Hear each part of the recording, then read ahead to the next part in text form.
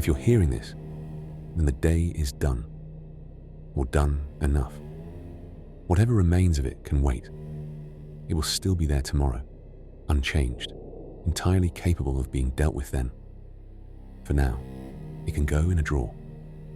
Look up, not at anything in particular, just up, at the ceiling of wherever you are right now, at the dark above you, at the particular quality of the night in your own room on this particular evening. Take a moment with it, the shadows in the corners, the way the dark settles differently above you than it does around you, heavier somehow, more complete.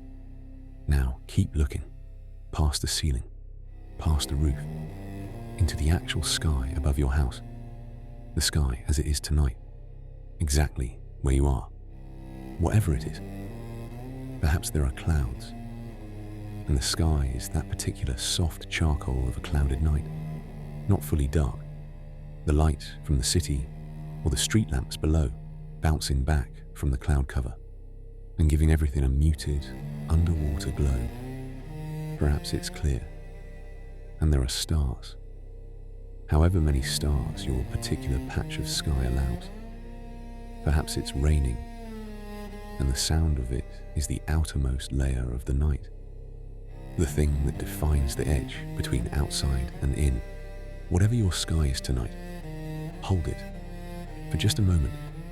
Hold the simple fact of it, the night above your roof, going up and up, further than thinking about it comfortably allows.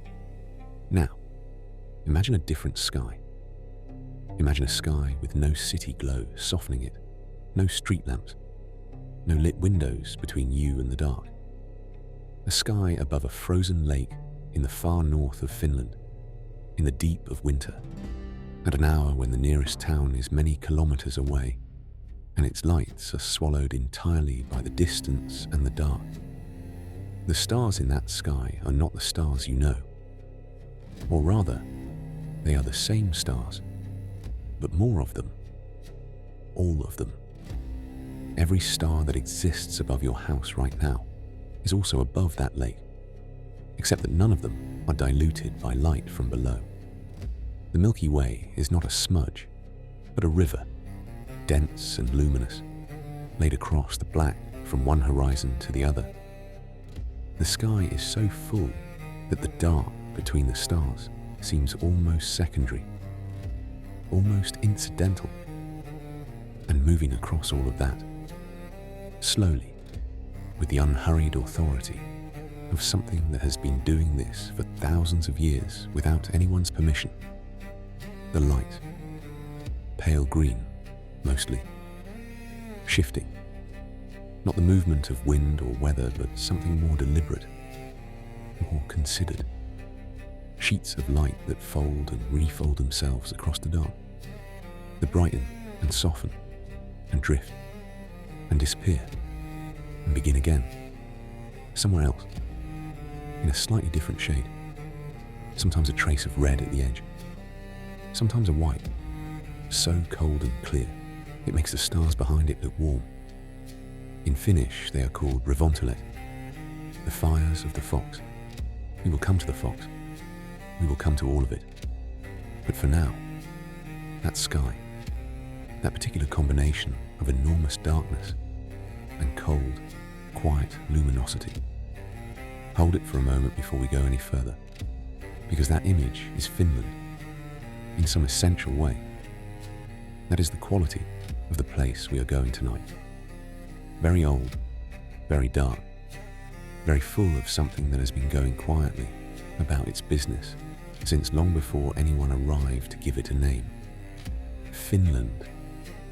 It is a country of lakes, of more than 180,000 of them, a number so large it stops meaning very much almost immediately and becomes instead a texture, an atmosphere, a quality of the landscape. In Finland, water is not something you cross. It is something you live amongst, something that sits at the edge of every view, reflects every sky, makes the world twice as large as it would otherwise be. and twice as quiet. The light in Finland always arrives already softened by water. It is a country of forest, of pine and spruce and birch in their millions, stretching in every direction, older than most of the names that have been given to them. Forests so dense that the light does not reach the floor, that inside them, even at midday, the quality of the dark is more like evening than like day. Forests that have their own sound, which is not silence, but something quieter than silence. The sound of a great deal of life going on very carefully. And it is a country of winter, the particular winter of the far north, which is not merely a season, but a state of being. Months of cold and dark and the world drawn inward, the lakes frozen, the snow piling up on the branches of the pines until they bend. Everything slowed to the deep, patient rhythm that cold imposes on living things. You do less. You stay closer. You sit by the fire, and you tell stories. The Finns have been telling stories for a very long time. Finland's national epic, the Kalevala, collected in the 19th century from an oral tradition that stretches back far further, is one of the strangest and most beautiful bodies of mythology I know. Strange not in the way of things that are merely unusual, but in the way of things that have come from a completely different angle than you expect. It is not the mythology of conquest and heroism, though there are heroes in it. It is the mythology of singing, of magic worked through the voice, through the precisely calibrated power of words spoken in the right order by someone who understands what they are doing. Its central figures are shamans and smiths, not warriors. Its most repeated act is not battle, but the singing contest, the duel of knowledge, the exchange of words that carries more power than any sword. And underneath the great epic, sustaining it, running through it the way roots run through soil, the older, quieter, more intimate mythology of a people who have always lived very close to the natural world and who have never made the mistake of thinking that natural meant empty. In the Finnish worldview, nothing is uninhabited. Not the forest, not the water, not the house, not the sauna, not the particular stretch of lakeshore where you have fished every summer of your life. Everything has a spirit. Everything has a presence. Everything is, in some sense that matters, aware of you. This is the world we are entering tonight. I have 10 creatures for you, 10 beings from the long, cold, fire-lit memory of the Finnish world. Some of them are divine. Some of them are small enough to live under a root. Some of them are so ancient that the forest has grown over them and through them, and they have become, in some essential way, the ground itself. All of them are, in the Finnish understanding, entirely real. But before we begin, let the body settle.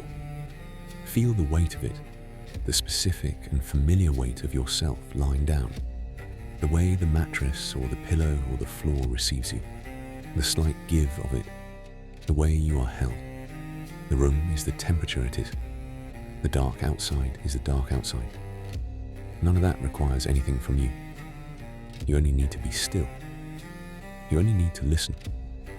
The forest is very quiet. The lake is very dark. The lights in the sky are moving in that slow, unhurried, ancient way, green and pale and enormous. And something deep in the pine forest, far from any path, is going about its evening with all the patience of a thing that has been doing this for 10,000 years and expects to be doing it for 10,000 more. We are going to go and find it. Slowly. There is no hurry. We begin in the trees, not at the edge of the forest, not in the pleasant, gentle zone where the forest meets the meadow and the sky is still visible between the upper branches, and the whole thing feels open and manageable and entirely safe. We begin deeper than that, in the part of the forest that has been forest for so long that it has become something more than a collection of trees, something with its own atmosphere, its own interior light that is different from the light outside, softer, more considered, arriving in slanted columns through the high canopy and landing on the forest floor in small bright pools that shift and reform as the branches move above. You have been in a room like this, I think. A very old room. A library, perhaps. Or a church, where the light comes through in a particular way, and the quality of the silence is different from ordinary silence, because it is not merely the absence of sound, but the presence of a long accumulation of quiet, years of quiet, laid down like sediment, so that the silence in such a room has a depth to it, a texture, a substance. The deep Finnish forest is like that. It is quiet in a way that has been accumulating for centuries. In Finnish, the realm of this forest has a name, Tapiola. Say it slowly. Ta-pi-ola. 4 syllables, each one settling a little lower than the last. The word itself doing something with your breath, taking it downward, grounding it. This is the domain of the forest, and the domain takes its name from its ruler. Tapiola is the kingdom of Tapio. Tapio, Tash, P-O, the forest god, the lord of the woodland, the being that has inhabited these trees since before the trees had names, since before there were people to give them names, since a time so far back that even the oldest stories can only gesture towards it. In the earliest layers of Finnish mythology, before the tradition was collected and codified and written down, the word Tapio and the word for forest itself overlapped and blurred, the god and the place inseparable, in the way that very old ideas sometimes become inseparable from the things they describe. Tapio is not merely the ruler of the forest. He is the forest, understood. The forest, made into a presence. When he is described as a figure, and the tradition does describe him in beautiful, specific, unhurried detail, the image is consistent across centuries of telling.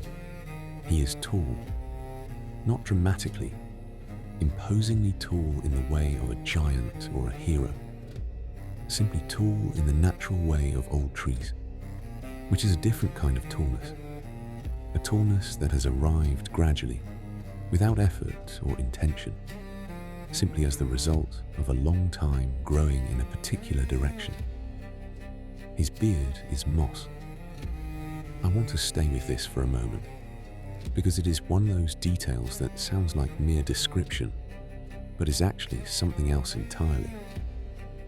The moss that grows on the north-facing sides of old tree trunks in Finnish forest is a very specific and beautiful thing.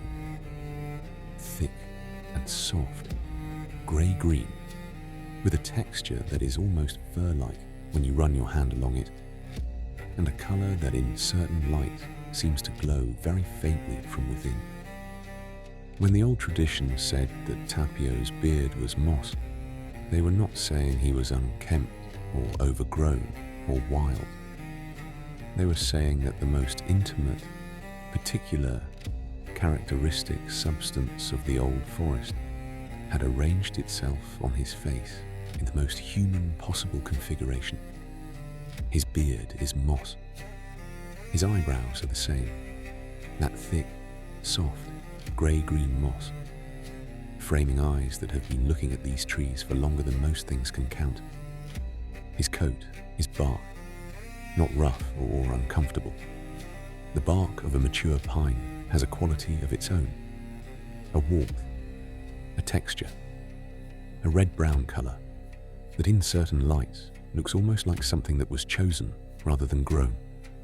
His hat is made of twigs and pine cones, assembled with the careless precision of something the forest made for him on a quiet morning, because it seemed right. He is, in other words, wearing the forest, or the forest is wearing him. The distinction is not entirely clear, and I think the old Finnish tradition understood this ambiguity precisely and was content with it. Tapio and his forest are not two things in a relationship. They are one thing, seen from two angles. There is another detail in the oldest accounts that I find particularly beautiful. Seen from the front, Tapio appears as a tall, strange, ancient but recognizably human figure. Imposing, yes, but not frightening. Not the kind of thing you turn and run from. The kind of thing that makes you stop and look and feel in your chest. That particular sensation of being in the presence of something genuinely ancient and genuinely other than yourself, which is not a frightening sensation at all once you stop confusing it with danger. It is, in fact, rather wonderful. But seen from behind, the old accounts say, he looks like the stump of an old tree, a gnarled, weathered, moss-covered stump, the kind that sits in the forest floor for decades after the tree has fallen, slowly being incorporated back into the ground, becoming simultaneously less tree and more earth, the line between them dissolving season by season. The boundary between the man and the forest runs straight through him. He is both, equally, at once. Tapio's wife is Mielikki, and we will come to her shortly. His son is Niriki, a young god associated with hunting, and his daughter is Tulikettu, who tends the forest's animals. His family inhabits Tapiola, the way any family inhabits a home, with ownership, with familiarity, with the particular ease of creatures who have never been anywhere else, and have never needed to be. Hunters prayed to Tapio before entering the forest. This is one of the best documented aspects of Finnish folk religion. The hunting prayers, many of them preserved in the old runic tradition, invoking Tapio's blessing before the hunt, asking him to open his storehouse, to send the game across the hunter's path, to be a good and generous host to his human visitors. There were specific places for these prayers. The Tapion Poita, Tapio's table, which was usually a particular tree or stump or rock at the edge of the deep forest that had the right quality about it, the quality of a threshold, of a place where the human world and the forest world touched. At this table, the hunter would leave something. Food, tobacco in later centuries, sometimes simply words, the carefully chosen words of the old spells that acknowledged what was being asked and showed that it was being asked with proper respect. Not worship exactly, not the adoration of a suppliant before an all-powerful god. Something more horizontal than that, something closer to neighborliness, to the courtesy you show when you walk through someone else's land. I am here. I know this is yours. I will be respectful and take only what I need, and leave when I have finished. Tapio, approached this way, was a generous host. Tapio, ignored, was not hostile. He was simply absent. The forest would be empty in that particular, indifferent way that the natural world is empty when you have not taken the time to actually look at it. The game would not come. Paths would not open. The forest would give nothing, because nothing had been given to it. There is an ethics here that I find very compelling and very relevant, and I am going to name it plainly because I think it deserves to be named plainly. In the worldview that Tapio inhabits and embodies, the natural world is not a resource. It is a kingdom. It has a ruler, and that ruler has expectations, and those expectations are not difficult to meet. They do not require great sacrifice or elaborate ritual. They require only this: that you enter the forest as a guest rather than a conqueror, that you acknowledge, in some genuine way, that the forest was here before you and will be here after you, that you take what you need and not more than you need, and that you understand the difference. This seems to me like a very good way to move through the world. It seems to me, in fact, like the thing we have been trying to remember for quite some time. But we are getting philosophical, and this is a night for something quieter than philosophy. Let the forest settle around you. Feel the particular quality of the air under the canopy, still and cool and carrying that faint, clean, resinous smell of pine that is one of the most immediately calming smells in the natural world, if you give yourself time to notice it. Something in the human nervous system responds to pine forest with a deep, almost involuntary relaxation, as though the body recognizes it, as though this particular combination of darkness and shade and green smell and soft sound is something the body has been waiting to find. Perhaps it has. Tapio is somewhere in these trees. Not near. He is not a being who approaches or announces himself or invites proximity. He moves at the speed of a very old forest, which is to say at the speed of something that has no particular destination and therefore no particular reason to hurry. But you can feel the quality of his attention, the particular quality of the forest when it is inhabited. The trees are very still. The moss on their north sides is very soft, and somewhere ahead, where the trees are oldest and the light comes through in the most particular, golden, considered way, something large and ancient and deeply unhurried is passing between the trunks without a sound. His wife will be watching. She is always watching. She is easier to approach than her husband. This is not a comment about power. Mielikki is powerful in ways that Tapio, for all his sovereign weight and ancient authority, is not. She is the healer of the forest, the protector of its animals, the being who moves through the same trees as her husband, but attends to them with a different quality of attention, not the broad, sovereign gaze of a ruler keeping watch over his domain, but the close, particular, individual attention of someone who knows each of her charges by name and keeps track of how they are doing. Her name comes from an old Finnish root, mielu, that means luck, good fortune, the quality of outcome that arrives not because it was earned by force or skill, but because something larger than you is disposed toward your well-being. Mielikki is that disposition, given form, when she's in a good mood, which, in the accounts, is most of the time. She is Mielikki, the gracious, the kind, the one who fills nets and opens storehouse doors, and guides the exhausted hunter home by paths he does not recognize, but that lead, somehow, exactly where he needs to go.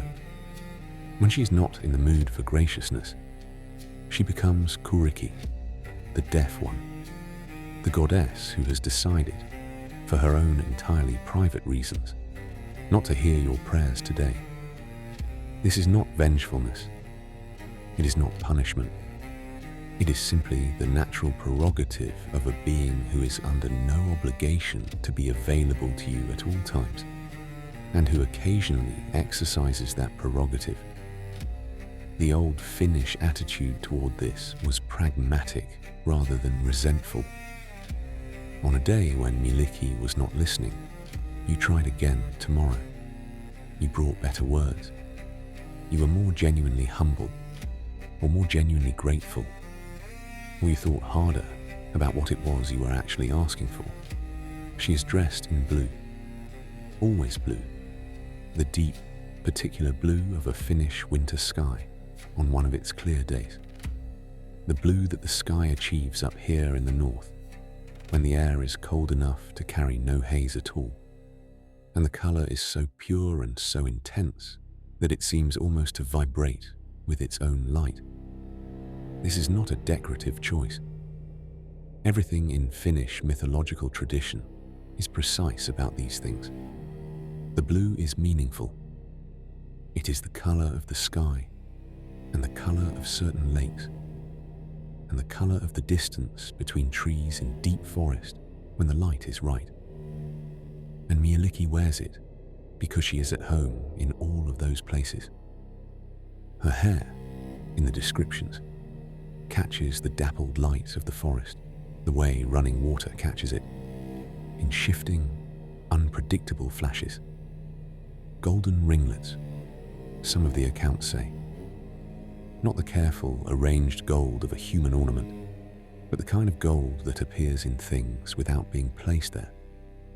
In birch leaves in autumn, in the particular colour of sunlight as it filters through pine needles, in the colour of certain mosses in the right light. The gold that belongs to this forest specifically. She tends the animals of Tapio with a care that is expressed, in the tradition, in entirely practical terms. She is not their symbolic protector. She is their actual one. She is the one who found the injured fox and bandaged it. She is the one who guided the lost deer back to the herd. She is the one who, in the deep cold of a Finnish winter, when the whole forest is drawn in and silent and surviving is the primary occupation of everything that lives here, goes out among her animals and checks on them and does what she can. Finnish hunters prayed to Mielikki more often than they prayed to Tapio. This is documented. The old hunting spells preserve the pattern of it. Tapio controlled the forest. Mielikki controlled the game. More precisely, she controlled the relationship between the hunter and the game. The complex, ethically loaded, spiritually significant act of one creature taking the life of another for food. She was the mediator of that act, the one you asked to make the taking clean, to ensure the animal did not suffer unnecessarily, to hold the whole difficult transaction in a frame of meaning that made it something other than mere killing. She was called Metsanema, Mother of the Forest, and in the genuinely maternal quality of her attention to the creatures in her care, the name fits perfectly. The stories in which Mielikki appears have a consistent texture, warmer than most mythology, more intimate, more concerned with the specific and the particular, rather than the grand and the cosmic. She is not a goddess of nature in the abstract. She is the goddess of this animal, in this place, on this morning. The scale of her care is individual, one creature at a time. There is a story that appears in the Kalevala, one of the moments in that extraordinary epic where the mythology becomes almost unbearably beautiful, in which Mielikki appears to a hero who is lost and in need, in the form of a small, grey-cloaked old woman at the edge of a clearing. Not a goddess announcing herself, not a divine figure in golden light making a dramatic entrance. A small, grey old woman moving through the forest with a basket over her arm, who stops and looks at the lost traveller with eyes that are, if you look closely, not quite the eyes of an old woman. She gives him directions. Not the game itself, not the magical solution to his problem. Just this path to this place where the thing you need can be found if you're careful and respectful and bring the right attitude to it. Then she is gone, back into the forest, around a bend in the path that should not have been there a moment ago. This is Mielikki. This is her gift. Not the overwhelming intervention, not the parting of the waters or the miraculous provision. The small, essential, precisely calibrated thing that unlocks the situation. The directions, the knowledge, the piece of information that transforms effort into outcome. She is also, in the oldest layers of the myth, the creator of the bear. I have been waiting to tell you this since we began tonight, because it is one of the most beautiful origin stories I know, and I want to give it the space it deserves. In the tradition, there is a story of how the bear came to be. Not an abstract, cosmological story of divine manufacture. Something much more personal and specific than that. In this telling, Mielikki gathered materials from the very fabric of the heavens, wool and hair, and the raw substance of clouds, pulled together with her hands into something dense and warm and coherent. Or she shaped this material. Not sculpted it, the story implies, but shaped it the way you shape something soft and yielding, by pressing and smoothing and turning it in your hands until the form it wants to be becomes apparent.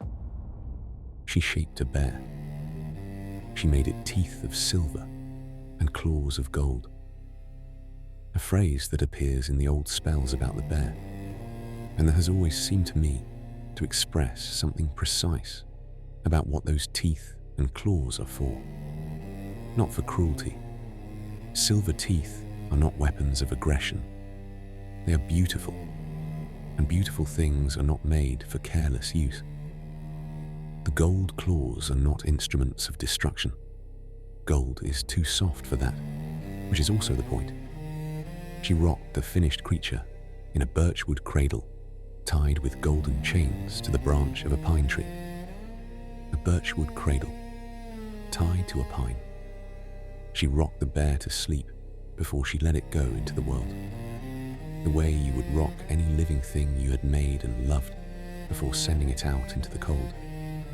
And from the bear, before she released it, she extracted a vow that it would not harm the innocent, that it would know the difference between the justified and the unjustified use of its strength, that it would be, in its dealings with the world, something worthy of the care that had gone into its making. She let it go. The bear went into the forest, which was already its home, because it had been made from the substance of the sky above that forest, because its maker was the mistress of that forest, because the whole world it entered was already, in some deep sense, its mother's house.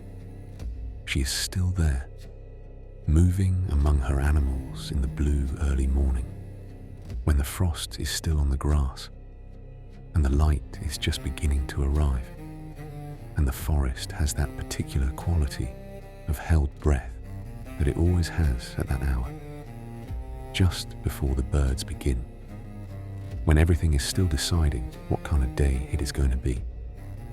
You can feel her in forests like that, not see her. She does not generally allow herself to be seen, any more than the forest allows itself to be fully known. But the quality of the silence is different in the places she has recently been. Warmer, somehow, more attended. The sense of being in a place that is cared for. You are in a place that is cared for. Let that be enough, for now. Let your breathing slow to the rhythm of the forest morning, in and out. The cold air coming in, very clean. The warm breath going out, making a small cloud that disperses and is gone. The trees are very still, and somewhere in their depths, something large and sacred is moving with a care and a quiet that are almost identical to sleep. Do not say its name. I mean this, not as atmosphere, as instruction. This is one of the oldest and most seriously maintained prohibitions in Finnish folklore, and its logic is worth understanding. In the Finnish worldview, names have power, not symbolically, but literally. The name of a thing carries something of the thing's essence, and to say that name is to draw the thing's attention toward you. For most creatures, this is a minor consideration. For the bear, it was not minor at all. The bear was not merely powerful, it was sacred. It was a relative. The oldest Finnish myths speak of the origin of human beings, with a remarkable intimacy about the natural world, an intimacy that makes certain things possible to believe that modern minds tend to resist. Among these is the idea that somewhere in the very deep past, in the time before the time anyone can name, there was a union between human and bear, and that from this union the first people descended. We carry bear in us, in other words. The bear carries us. We are family. This is not a metaphor, or rather, it is a metaphor in the sense that all origin myths are metaphors, expressions in story of something felt to be true about the world that resists more direct expression. And what is felt to be true, in this case, is we are not separate from the natural world. We did not arrive here from somewhere else. We grew from the same ground, breathed the same air, are made of the same substance. The bear is our cousin, and we treat it accordingly. So the Finns did not say its name. Instead, they made a whole vocabulary of loving circumlocution, a remarkable collection of names that approach the bear sideways, that describe it without naming it, that speak of it with the familiarity and the reverence that its status requires. Messikummen, honey paw, the bear with the sweet-smelling paw, the one who knows where the hives are. Metsan kuningas, king of the forest. Metsan omena, apple of the forest, which is a stranger name, and a more beautiful one, because the apple of anything is its heart and its sweetness, and the thing you most want to find when you bite into it. Otso. This is the name used in the Kalevala, the great epic, and it is the name most associated with the bear's sacred dimension. Not the individual animal, but the spirit, the essence, the divine principle of bearness that runs through every individual bear, the way a river runs through every cup of water drawn from it.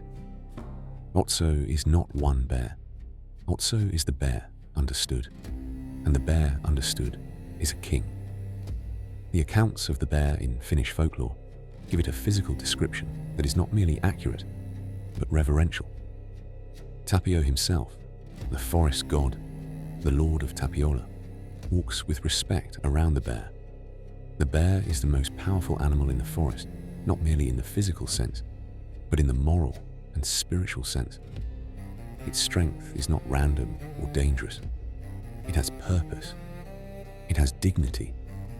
It has, in the old tradition, something that can only be called character, the kahun pejaiset, the bear feast.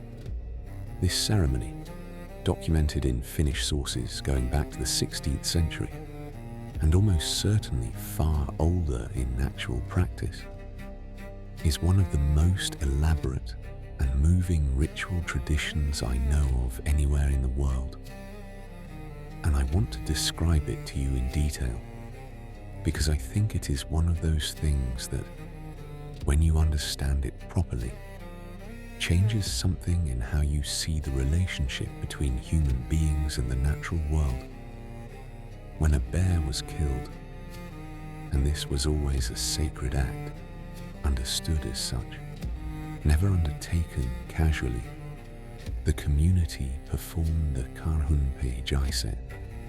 The ceremony stretched across days. It began in the forest.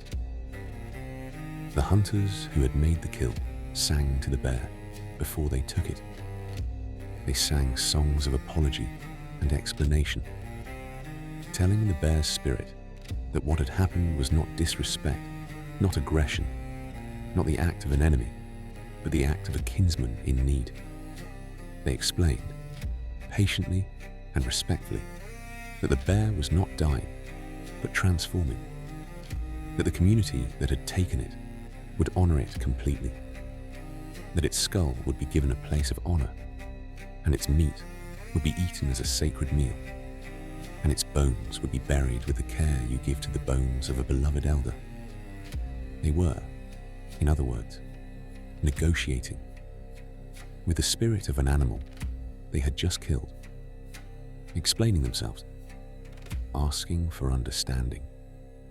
This strikes some modern readers as strange. It strikes me as one of the most honest responses to the moral weight of taking a life that any culture has ever devised. The bear was brought into the village not as a carcass, not as the result of a hunt, but as a guest, specifically as a bridegroom. The karhunpei jaise was structured at its most ceremonial level as a wedding feast, because the deepest truth about the relationship between the community and the bear was one of kinship and union, and the feast was the ritual reaffirmation of that union. A boy and a girl were chosen as the symbolic couple. A lei was brewed, which in the Finnish tradition was itself a sacred act. The brewing took time and care and the right words at the right moment. The feast hall was prepared, and at the head of the table, in the place of the most honored guest, was placed the skull of the bear. On a plate, given food and drink as a guest would be given food and drink. Acknowledged, spoken to, addressed with the respectful forms of a name that could only be used in ceremony. The meat was eaten as a sacrament. This word, sacrament, is a Christian word, and I use it carefully because it maps imperfectly onto the Finnish original. But the principle is the same. The eating of the bear's meat was not consumption. It was participation. By taking the bear's substance into their bodies, the community renewed the ancient kinship. They carried the bear forward, literally, inside themselves. The line between them was drawn closer. After the feast, the skull was carried in procession, with singing, with ceremony, with the full weight of the community's gathered attention, to the karhuhonka, the bear pine, a tall, sacred tree, chosen for its particular quality of ancientness, or beauty, or presence. The kind of tree that even without mythological context, you would recognize as somehow different from the trees around it. The skull was fixed high on the karhuhonka, facing east and north, toward the constellation of Ursa Major, the Great Bear, the stars, because the bear had come from the stars. Some of the origin stories locate its first home there, in the great circling of the night sky. And this was how you sent it home, by pointing its skull toward the place it had come from, so its spirit could find its way back along the path of stars to wherever it came from, and rest there for a while, and eventually return. The bones were buried beneath the same pine, with care, with ceremony, with the attention you give to the remains of someone who mattered. If these rituals were not performed, if the skull was damaged, if the bones were scattered, if the feast was rushed or careless, or conducted without proper respect, The bear's spirit would not return. It would remain in the world as something grieved and agitated. The forest would know. Tapio would know. Mielikki would know. The hunts would fail. The forest would close itself. The community would have broken something fundamental. The bear is still the national animal of Finland. This is not casual. It is not the choice of a country that picked an impressive creature for its emblem. It is the continuation of something ancient. The acknowledgement that among all the creatures that share this landscape with human beings, the bear holds a particular, irreplaceable position, not above humans, not below them, alongside them, as kin. Somewhere in the forest tonight, in the deep dark between the oldest trees, the spirit of Otso is moving. Not the individual bear, the spirit, the collective, sacred ancient spirit of all the bears that have ever breathed in Finnish forest. All the bears that were honoured at their kahunpejaiset, and all the bears that carried, in their huge and patient bodies, the kinship of an entire people. It moves without sound. It has all the time in the world. Honey paw, king of the forest, apple of the forest. Rest now. The bear is here. You are safe. We are going underground. Not in the frightening sense, not in the sense of darkness and cold and the finality of endings. The other kind of underground, the kind that has been in the Finnish imagination since the beginning of the Finnish imagination. The underground of parallel things, of creatures that live in the deep, root-tangled dark, not because they have been forced there, but because they prefer it. Because the dark is home. Because the cool, mineral smell of deep earth and the particular silence of spaces that no sound from the surface reaches is, to certain kinds of creature, not threatening but supremely, absolutely comfortable. The Menninkäinen are at home underground, the way you are at home in your bed, completely, without reservation. Menninkäinen. The Finnish word has a plural quality to it, even in its singular form, the way words for categories of creature tend to. The way we say a gnome and mean one of many gnomes, or a sprite, or an elf. It is one of the underground people, and there are many of them, in the deep, root-laced dark beneath the Finnish forest floor, going about their small, clever, extremely particular lives. The earliest accounts of the Menninkäinen describe them as spirits of specific, isolated places, spirits of particular boulders, particular old trees, particular stretches of path, where the forest thickens and the light changes, and the air has a quality that makes you walk more carefully than you were walking a moment ago. The spirit of this place, specifically, not of places in general, but of this rock, this root, this patch of darkness between these two particular trees. Over time, as the tradition passed through generations and accumulated the detail that living traditions always accumulate, the Menninkäinen became more specific, more individual. Small creatures, small enough to fit in your cupped hands if they would stay still long enough to be held, which they would not, wearing the pointed hat that appears in one form or another in the folklore of almost every culture that has lived in close contact with old forest, as though the hat is not a detail of description, but a fact of the creature. The way certain spiders carry their webs, not as a tool, but as an extension of what they are. In Finnish tradition, the hat is usually red, occasionally grey or brown, the colours of the forest floor, of root and bark and stone, never bright, never conspicuous, the hat of a creature that lives by not being noticed. They are nocturnal. The old accounts are consistent about this, and the reason is given plainly.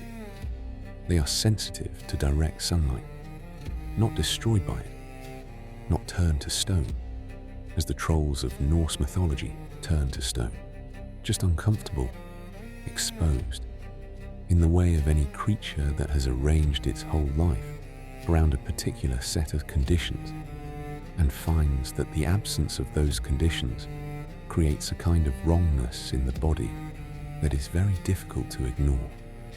They belong to the dark the way fish belong to water, not exclusively, perhaps, but fundamentally. They love riddles. I want to stay with this because it is the detail about the Menninkäinen that matters most, the one that tells you what kind of mind you are dealing with. A creature that loves riddles is a creature that takes pleasure in the specific kind of problem that contains its own answer, that places you at a fork in the path of understanding and asks you to find the way through, not by force, but by attention, by looking carefully at what is actually being said, rather than what you think is being said. There is craft in a good riddle, the craft of making something that appears to be one thing while being another, and of making that gap between appearance and reality into a kind of game. A game with a winner and a loser, yes, but one where losing doesn't hurt anyone very much, and where winning produces a specific, clean, uncomplicated pleasure. The pleasure of a thing exactly solved. The Menninkäinen are the philosophers of the Finnish forest, small, underground, nocturnal philosophers with pointed hats and a collection of shiny objects and an inexhaustible appetite for the perfectly posed question. They are also, and this is equally important, fond of shiny things. They collect, not because they are greedy. The stories do not portray them as avaricious, as hoarding monsters guarding treasure. They collect the way anyone collects who finds genuine aesthetic pleasure in a category of objects and wants to be surrounded by it. The bright thing in the dark, the piece of quartz that catches the light of a distant moon and holds it, the copper coin in the mud by the path, the single blue bead from a child's broken necklace that has been in the root dirt for a decade. Each one of these is somewhere in a Menninkäinen's collection, in the cool dark of the underground home, arranged according to a system that makes perfect sense to its keeper and that no one else has ever been close enough to study. They are curious about humans, not anxiously, not nervously, with the particular quality of curiosity that belongs to a creature that is not itself in any danger and therefore can afford to be interested in things without the interest being contaminated by self-preservation. They watch the human world from the edges, from the underside of roots, from behind boulders, from the dark gap under the farmhouse floor that is slightly too large for a rat and slightly too small for a child. And children. There is a consistent thread in the Menninkäinen stories about children, and it is not a frightening one so much as a cautionary one. The Menninkäinen find children interesting in a specific way. Children have not yet fully committed to the categories of the adult world. They still move between the seen and the unseen with a porousness that the Menninkäinen recognize and are drawn to.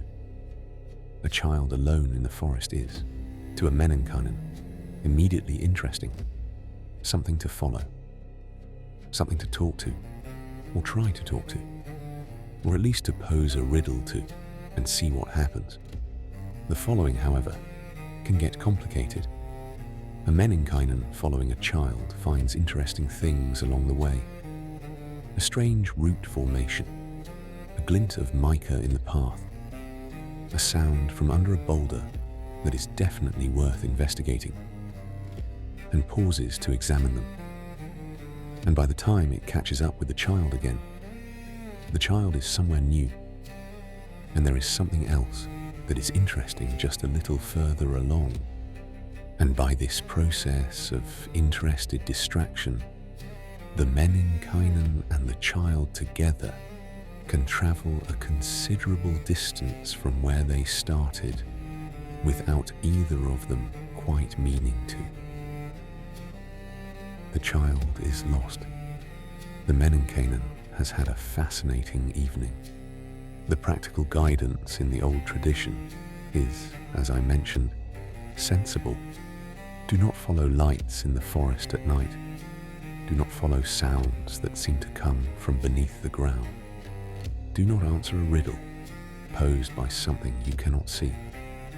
And if you find yourself lost, if the path is gone and the trees are unfamiliar, and you are no longer quite certain which way you came from, sit down, be still, speak in a calm and respectful tone to the darkness around you. Explain your situation, ask politely for help. The Menninkäinen know the forest completely, every route, every path, every way in and out. If you ask them properly, they will point you right. They appreciate being asked properly. They appreciate, more generally, being taken seriously, being acknowledged as the intelligent, particular, individual creatures they are, rather than dismissed as mere inconveniences in the undergrowth. The whole texture of the relationship between humans and Menninkäinen in the old stories is one of mutual respect between beings that occupy different parts of the same world, and are therefore, whether they like it or not, neighbours. Good neighbours, if you choose to be. Difficult ones, if you don't. The Menninkäinen are the advocates, in Finnish folklore, for the proposition that the small things in the world deserve the same consideration as the large ones, that the creature under the root has as much right to its home as the creature above it. That curiosity, even when it is inconvenient, is not malice. That a riddle, properly answered, is its own small form of connection. The forest floor is very quiet now. The roots of the old pines go down into the dark, twisting and branching and finding their way through the cold earth. And in the spaces between them, in the small, perfectly habitable, dark chambers that form where a root bends away from another root, and the soil has had time to pack itself around the gap, something is awake and warm, and considering, with great satisfaction, a riddle it has just thought of. It is a very good riddle. It is saving it for someone worthy. It can wait. It has all the time in the world. There is a word in Finnish that does not translate cleanly into any other language I know, and I want to give it the time it deserves before we go any further. Haltija. Haltija. Say it slowly and pay attention to what it does in the mouth, the way it opens and then closes, the way it settles. It has the quality, in its sound, of something that has been in one place for a long time, something that has no intention of moving. A Haltija is a guardian spirit, the spirit of a specific, particular, individual place, not places in general, not nature in the abstract, but this place, this rock, this lake, this house, this sauna, the spirit of the juniper tree at the edge of the particular field on the particular farm where your great-grandmother grew up, the spirit of the mill pond by the river at the edge of the village, the spirit of the corner of the kitchen where the light is warmest in the afternoon. Every place has one. This is the principle at the heart of the Haltija tradition, and it is worth sitting with for a moment because it is a genuinely radical idea. Not every category of place has a spirit. Not forests in general, not lakes in general, not houses in general. Every specific individual place has its own specific individual Haltija. The spirit is as particular as the place it inhabits. It cannot be transferred to another place. It does not govern anything beyond its own territory. It is, in the deepest sense, of this place and nowhere else. This means that the Finnish world is extraordinarily full. You cannot go anywhere. You cannot walk anywhere. You cannot enter any building or stand on any stretch of ground without being in the presence of a Haltija. Not because the Haltija will make itself known. Most of them, most of the time, do not. They are as quiet and invisible as the deep roots of the trees they sometimes inhabit. But they are there, and they know you are there, and they are forming, in their patient, unhurried way, an assessment of you. The forest has its Metsen Haltijat, the forest guardians, plural, because the forest is vast, and a single spirit cannot hold all of it, and each stretch of it has its own character, and therefore its own guardian. These are not Tapio, whose sovereignty is broader than any particular grove or glade. The Metsen Haltijat are the spirits of specific places within the forest. This clearing, this hillside, this stretch of old growth where the light comes through in a certain way on autumn mornings. They report to Tapio the way local keepers report to a king. They are the ones who actually know this particular patch of ground. The water has its Veden Haltijat, the water guardians. Each lake, each river, each spring has its own.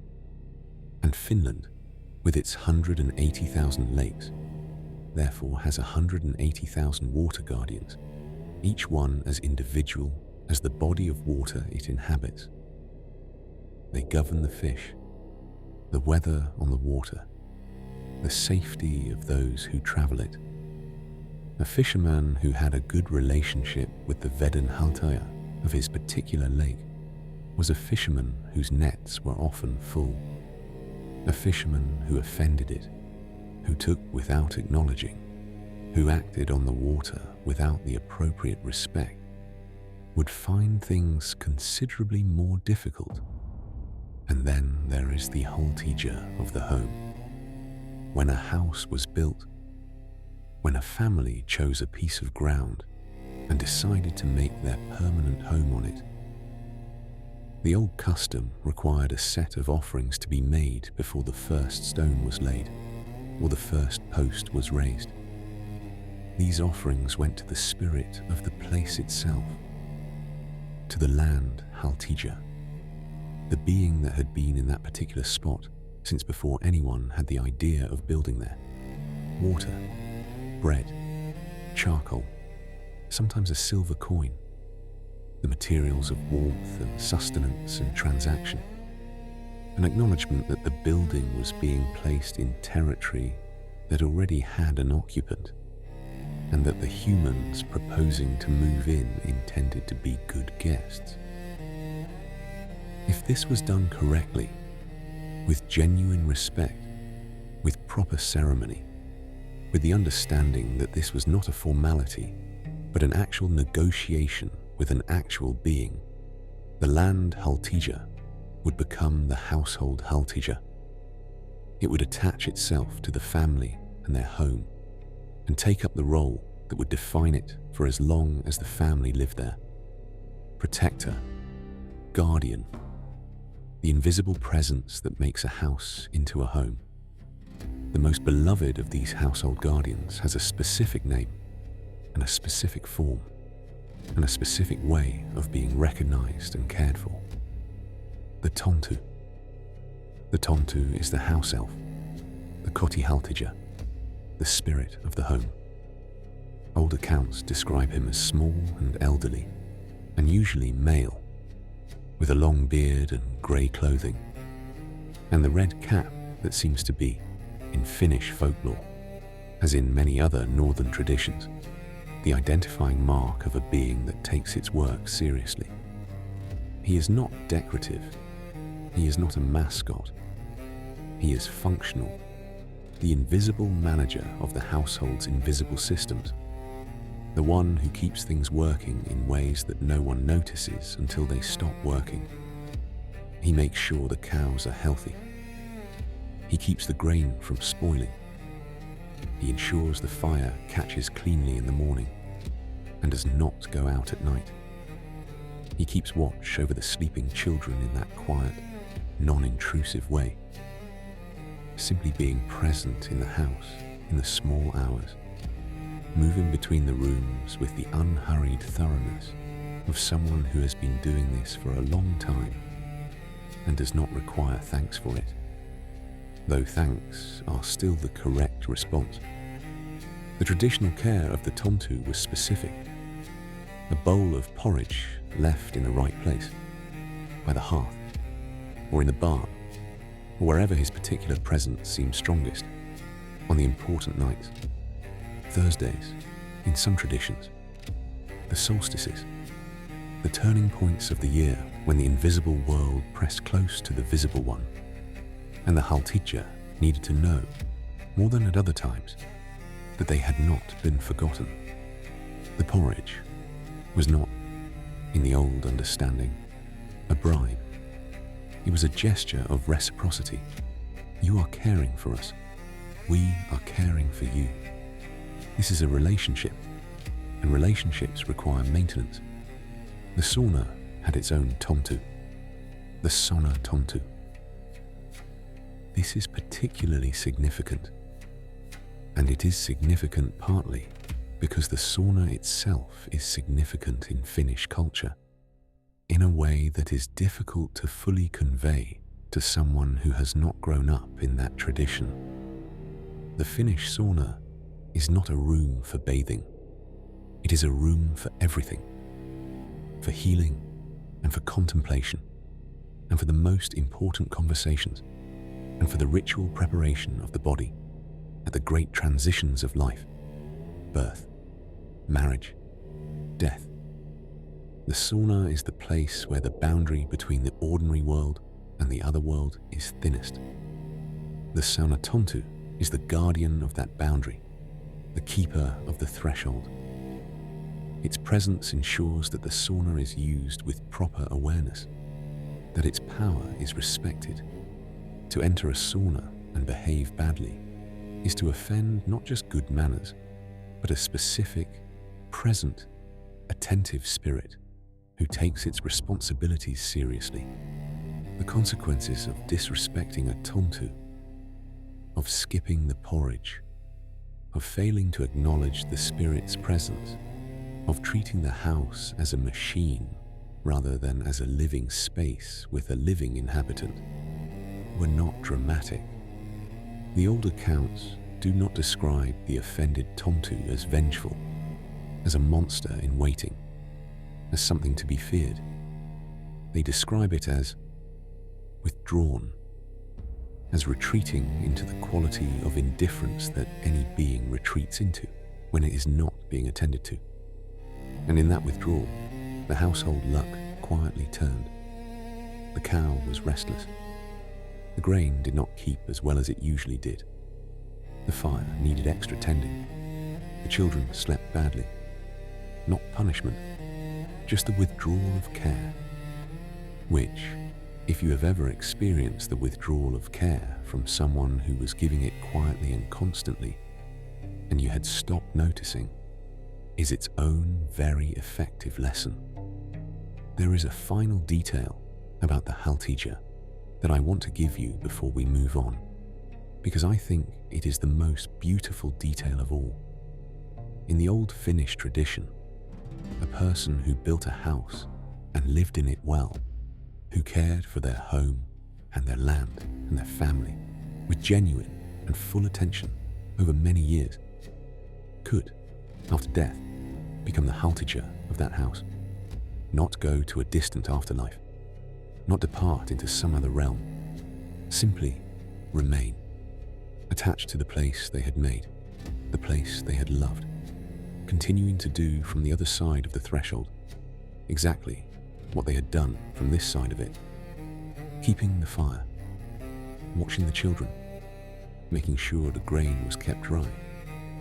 In this understanding, the Haltija is not something foreign that moves in when you build your house. It is something you grow toward, something you become, over a lifetime of genuine care for a place, until the place and the person are so thoroughly identified with each other that death does not separate them. The love stays. It takes up residence. It goes on. The house you are lying in right now is older than you are. Before you, someone else was here. Someone who turned the heating on and turned the lights off and walked the same floor plan in the small hours and knew the particular sound the building makes when the temperature drops. Who cared for this place? In their own way, as you care for it now. The Haltija tradition says, they are still here, not as ghosts, not as anything frightening or sad, as the quality of the place itself, as the warmth in the walls, as the thing that makes a house feel when you walk into it at the end of a long day, like somewhere that knows you. The room you are in knows you. You are being held. Rest. Something is moving out on the fell. Not in the forest. The fell. The open ground above the tree line, where the last pines have given up, and the landscape becomes something starker and more exposed. Low scrub and frozen bog, and the long, uninterrupted sweep of snow under a very large sky. The kind of ground where there is nowhere to hide and nothing to slow you down, and the wind comes from whatever direction it likes without asking permission.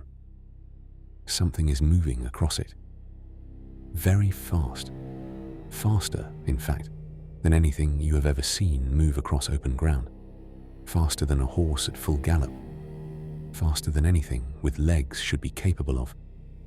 A shape, low and lean and amber red, the colour of a fox's fur deepened by the cold into something almost luminous, crossing the fell in what seems like a single continuous motion, from one edge of your sight to the other, and gone before you have quite registered what you saw, except that it leaves something behind. In its wake, rising from the places where its flanks have brushed the snow, where its tail has caught the edge of a rock, or swept through a stand of frozen grass, sparks. Not falling sparks, not the kind that die in the cold almost before they form. Rising sparks. Sparks that climb and spread and keep climbing, up past the point where sparks should stop, up into the dark above the fell, up into the sky itself, where they do something that sparks have no business doing. They become the northern lights. This is the Tulikettu. Tulikettu, Firefox, the mythical creature of northern and eastern Finland, whose existence explains what you saw in the sky when we began tonight. What you may see in the sky on any clear night in these latitudes, if you are patient and lucky and cold enough to wait. In Finnish, the northern lights are called revered, fox fires, not as a poetic flourish but as a statement of fact. The lights are the fires of the fox. The fox makes them by running. The Tulikettu lives in the remote fell country of Finnish Lapland, in the deep north, in places where the nearest human settlement is many kilometers away, and the silence is the silence of a landscape that has never been particularly interested in being inhabited. It is almost never seen, not because it hides. A creature that generates its own light when it moves is not a creature that has hiding as a strategy, but because it is, simply and absolutely, too fast to see. By the time your eye has registered the amber shape at the edge of the fell, it is already on the other side of it. The sparks are still rising. The fox is gone. No one has ever caught one. This is stated in the old accounts without apology or regret, with the matter-of-fact acceptance of people who have understood that there are categories of thing in the world that are not catchable and have made their peace with this. The Tulikettu is one of them. It is not a failure of hunting or a gap in human capability. It is simply what the Tulikettu is, uncatchable by definition as a matter of its nature. It was nevertheless every northern hunter's secret dream, because the pelt of a Tulikettu, even the shed fur, even a single hair found caught in the frozen bark of a birch, was said to carry the same luminous quality as the living animal. Not the blazing, sky-filling fire of the aurora, but a soft, steady, cold light that did not burn, did not flicker, did not require fuel. The accounts say the pelts were used in cellars and storerooms as a safer alternative to candles. A warm light with none of the danger. The hunter who caught one would be wealthy and famous for the rest of his life. None of them ever did. The Tulikettu runs faster than the wind, and the wind has never been caught either. There is one more thing the old accounts mention, which I find I cannot leave out, because it is too strange and too specific to be mere invention. On nights when the aurora was particularly vivid, when the sky was really moving, really burning, the lights at their most active and most extravagant there, you could sometimes hear, out on the open fell, a sound, eerie and carrying, travelling across the frozen ground with a clarity that seemed independent of distance. The voice of the Tulikettu. It was, the old accounts say, directed at the sheep, a sound at a particular frequency that caused the sheep in their pens to stand up and turn, revealing their position in the darkness. The Tulikettu did not stalk. It was too fast to need to. It could announce itself, wait the half second it took for its prey to become visible, and be there, and gone, before the shepherd had crossed the yard. A predator so fast it could afford to give warning. That detail, the cry, the sheep standing up, the fox already arriving, is one of my favourite things in Finnish folklore. Not because it is frightening, though it has an edge to it, because of what it says about the nature of the Tulikettu. It does not hide. It does not creep. It moves through the world in the full knowledge of what it is. Bright, fast, audible from a distance, and trusts entirely in its own speed to do the rest. There is something almost generous in that, something that does not withhold itself, something that says, here I am, here is my voice, here is the light I make when I run, and now try and catch me. The lights are still moving in the sky above the fell. The fox is still running. It will be running all night. Lower your gaze from the great lit sky all the way down to the edge of the frozen pond, where the reeds are still, where the ice has formed in the particular intricate patterns that appear on still water in cold air. Not the cracked, violent ice of a fast freeze, but the slow ice, the considered ice. The ice that has had time to elaborate itself into shapes that look less like frozen water and more like something that decided, over a long, quiet night, what form it wanted to take. There is mist above the water. Very thin mist, the kind that forms on cold nights over surfaces that are slightly warmer than the air above them. The water beneath the ice still holding a memory of the summer. It drifts in the particular way of things that are almost too light to be affected by gravity. And in the mist, at the edge of where the light from the sky reaches, something, not moving toward you, not moving away, moving in the way that things move when movement is its own reason, not going anywhere, not doing anything except the moving itself.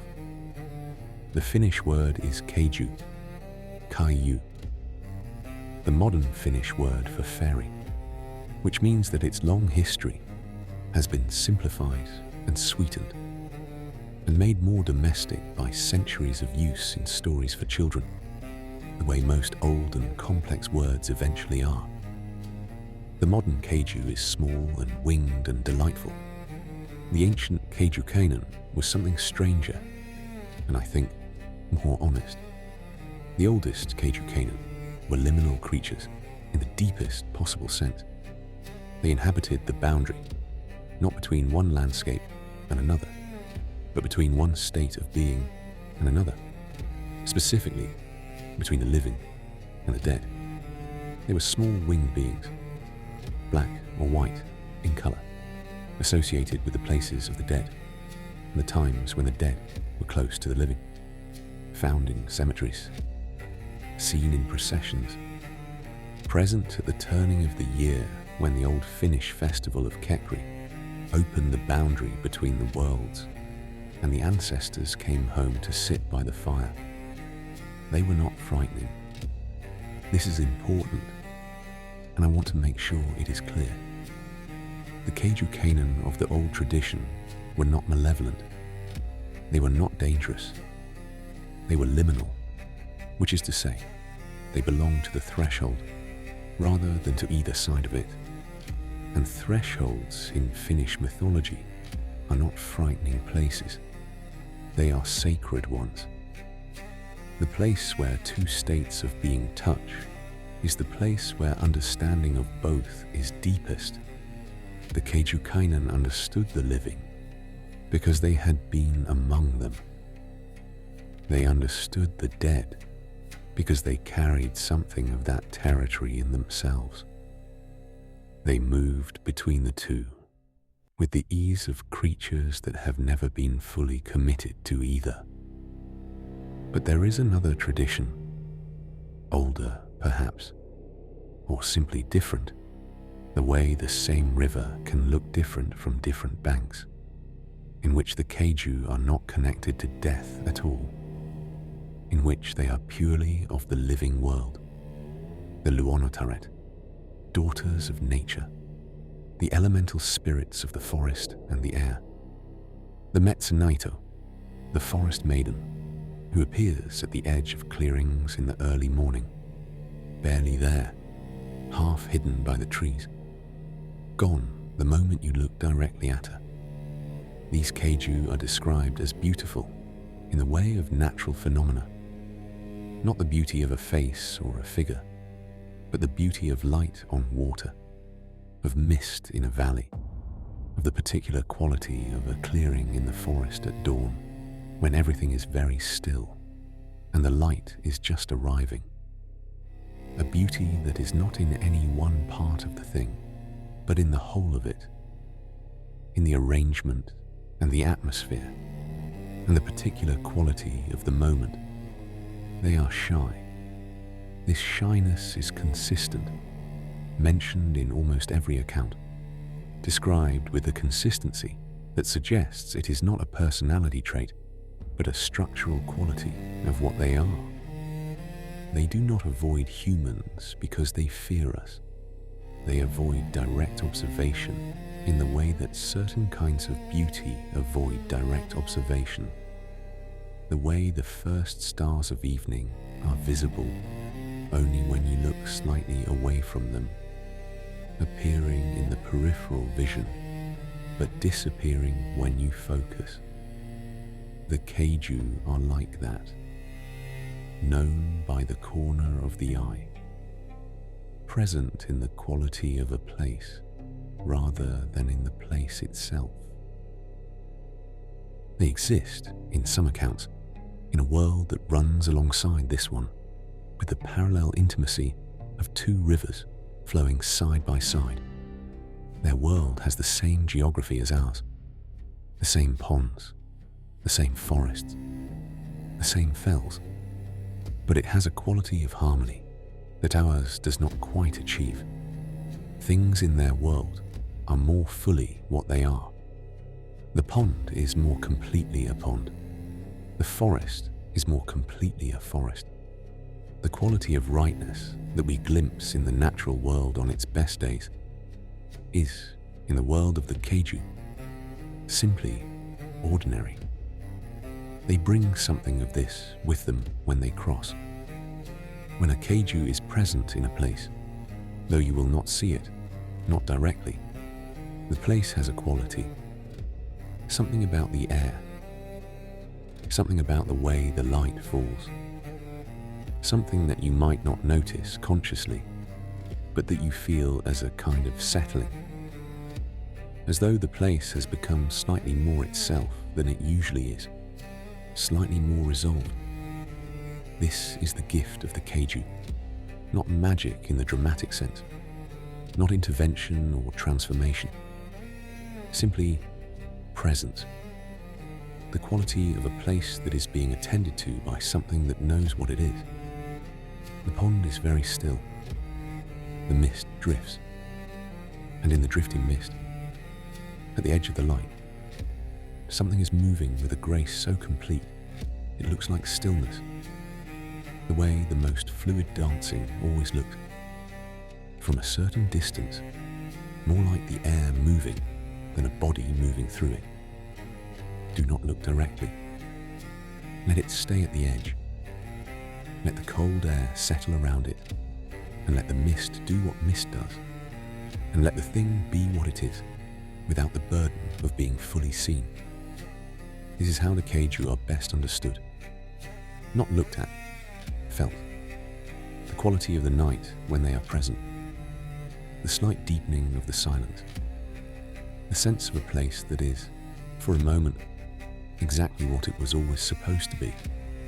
You are in a place that is exactly what it was always supposed to be. Let your body know this.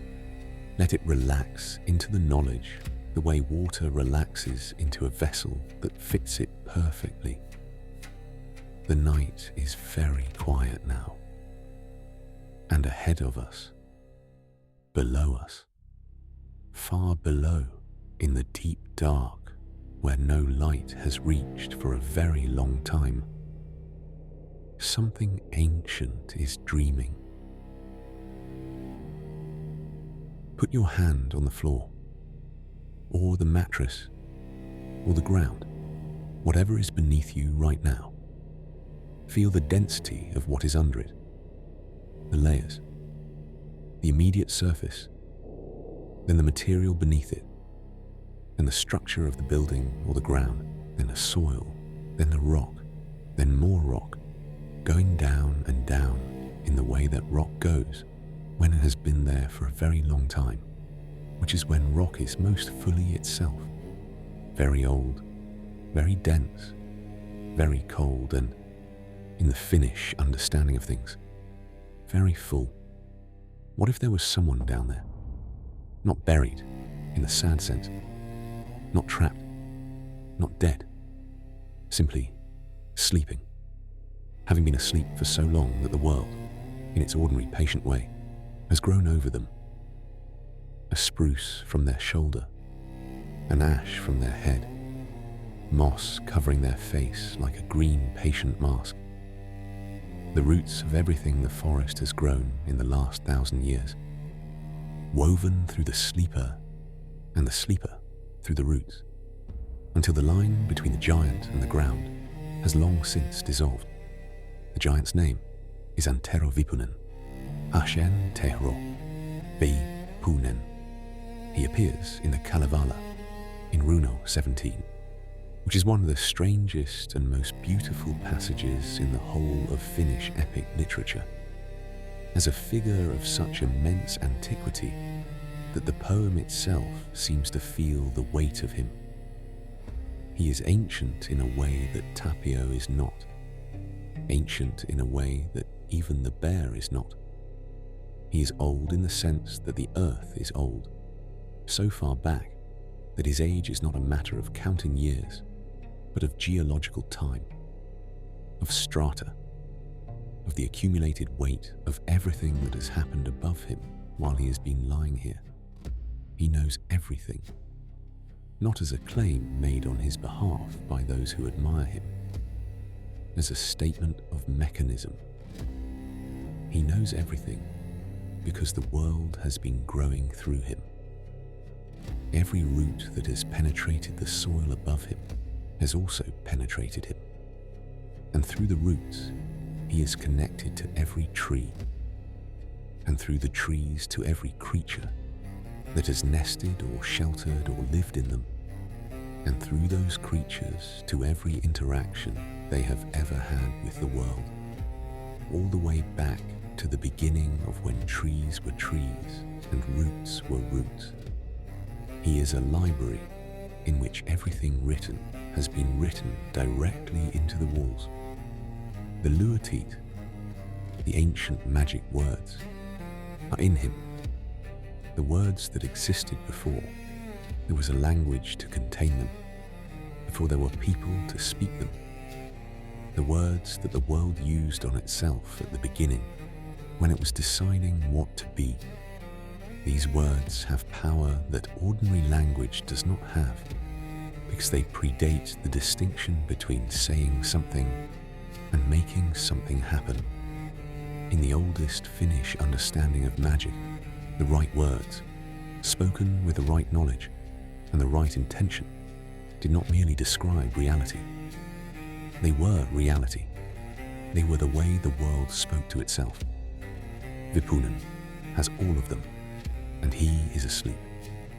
The story in the Kalevala, and I want to tell it to you in full because it is extraordinary, begins with Vainamoinen, the great shaman hero of the epic, in need. He is building a magical boat, and he is 3 words short. 3 words that he needs to finish the spell that will make the boat work. He has looked everywhere. He has asked the birds, the animals, the dead, the living. The words are not there. The words are with Vipunen. So Vainamoinen walks to where Vipunen lies. The journey to Vipunen is itself remarkable. You walk to him the way you walk across a landscape, except the landscape is him. The Kalevala describes the journey in geographical terms. Past the shoulder where the aspen grows, past the arm where the willows are rooted, onto the face where the birch has taken hold. These are not metaphors. The trees grow from him. The landscape you are walking across is the surface of a sleeping being who has been here since before the landscape had a name. Vainamoinen tries to wake him. He drives iron stakes into the ground. He drives them through the mouth, into the stomach. The poem does not flinch from the violence of this. The hero needs what the giant has, and the giant will not be woken by gentle means. And Vainamoinen is not a man who turns back from what he needs. Vipunen wakes, and in the shock and pain of waking, in the sudden, massive, disoriented return to consciousness after an immeasurably long sleep, he opens his great mouth, and Vainamoinen falls in. He falls into the giant, and here the poem does something so unexpected that it feels almost like a joke, except it is absolutely serious. Inside Vipunen, In the dark and warm, vast interior of the sleeping giant, Wainamoinen does not panic. He does not fight. He does not pray. He sets up a forge. From the materials of the giant's own body, from what is inside Vipunen, which is also, since the giant and the earth are inseparable, from the earth itself, Wainamoinen builds himself a smithing operation. He makes tools from the bones. He uses the great stomach as the forge, and he begins to hammer. The pain is, by the poem's account, considerable. Vipunen tries various things to be rid of this. He offers Wainamoinen food. He offers him drink. He offers him the world. Wainamoinen will accept none of it. He wants only the words. He will stop hammering when he has the words. Vipunen understands. And here is the moment I find most moving in the whole of this remarkable story. Vipunen does not withhold the words in anger, does not bargain, does not try one more trick to dislodge his visitor. He simply opens. He begins to sing. He sings everything he knows. He sings the origin of the world, and the nature of water, and the secrets of the forest, and the magic of metals, and the words spoken at the beginning of things, and the words that will be spoken at the end. He sings for 3 days. By the poem's count, the full inventory of his ancient knowledge, everything that has been accumulating in him across the uncountable years of his sleep. He gives it all.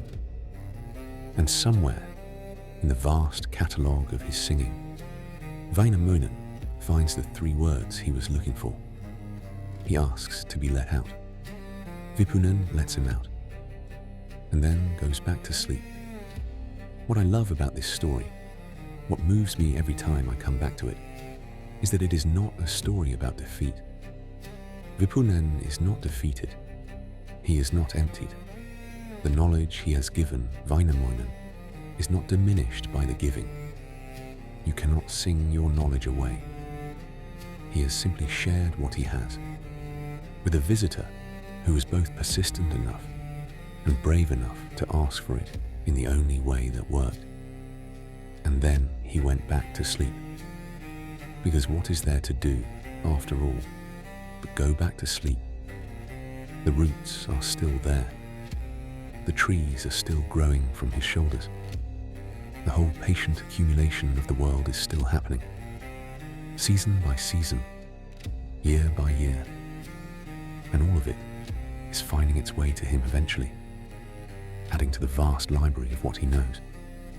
He can wait. He is very good at waiting.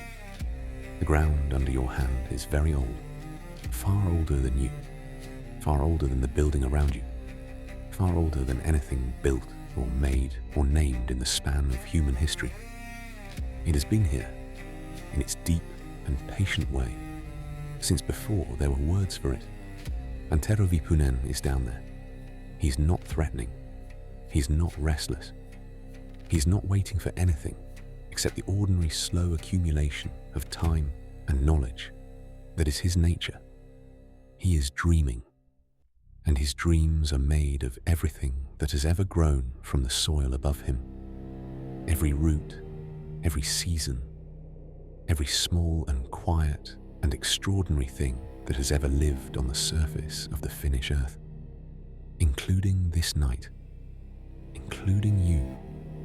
The water is calling from somewhere beyond the trees, beyond the fell, from the flat, cold surface of a Finnish lake that has been here since the glaciers retreated and left their enormous gifts of water behind. A sound is coming, not a dramatic sound, just a particular quality of the air above a very large body of still water at night. The absence of sound that is also a kind of presence, the silence that lakes make. Come to the water with me. We are almost done, but not quite. The lake. Come to the edge of it and stand very still for a moment and just let it be what it is. Finnish lakes are not like other water. I've stood by lakes in other countries, beautiful lakes, famous lakes, large and ancient lakes, and they do not have quite this quality.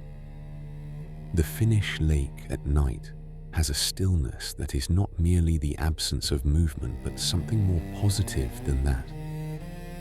A presence, as though the water itself is doing something, holding something, containing something that requires this particular degree of quiet. The surface is flat as glass, not the shiny, reflecting glass of a window, but the quality of a mirror that has been lying face up in a dark room for a very long time, still and dark, and containing the sky so completely that the boundary between the water and the air is difficult to locate precisely. Look at the lake, and you're also looking at the sky. The stars in the water are in the same positions as the stars above it. The moon in the water is the same moon. There are two of everything, and the line between them is the surface of the lake, which you cannot quite see. In this water, there is a god, Ahti, Ahti. His name appears in Bishop Mikael Agricola's 1551 list of Finnish pagan deities, the first written record of who the Finns prayed to and why. Among the most significant, the ones whose power was wide enough and whose influence was certain enough that the Christian Church considered them worth specifically warning against. The god of the water was not a minor figure.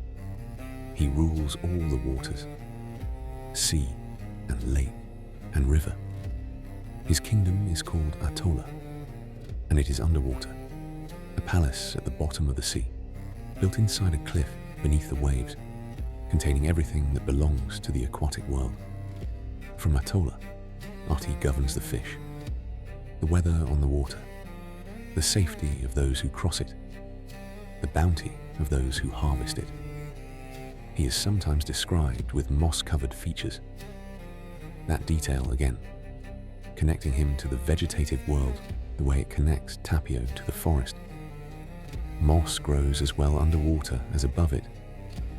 It is one of the things that belongs to both worlds, and the god of the water wearing it seems right. Seems like a person whose face is the face of the place they inhabit.